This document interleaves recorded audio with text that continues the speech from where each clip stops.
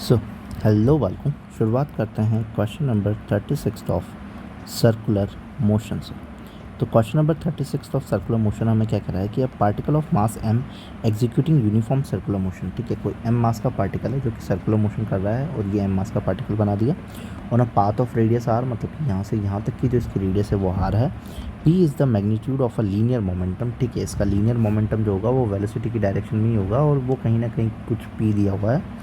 The radial force of the acting on the particle, मतलब कि radial force, मतलब कि रेडियस की तरफ जो फोर्स लग रहा है वो कितना होगा। जब भी पार्टिकल, ध्यान रखना, जब भी पार्टिकल सर्कुलर मोशन करता है तब उसके ऊपर दो तरीके के फोर्स लगते हैं, एक सेंट्रीपिटल और एक सेंट्रीफ्यूगल।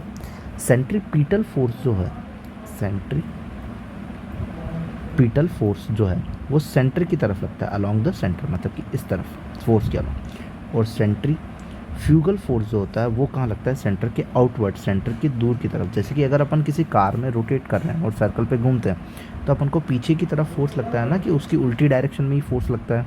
सो जिस तरफ रोटेट हो रहे होते हैं उसकी दूसरी तरफ तो फोर्स लग रहा होता है, उससे अपन सेंट्रीफ्यूगल फोर्स होते हैं और वो किसके बराबर होता है, वो होता है mv²/r के बराबर होता है।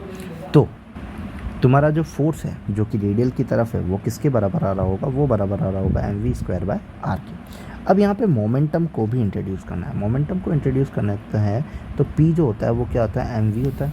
अब यहाँ पे अगर मैं ऊपर नीचे मास से मल्टीप्लाई कर लेता हूँ, दैट मीन्स कि ये क्या हो जाएगा, m²v²/rm, और m²v² is what, p²/rm is equal to f।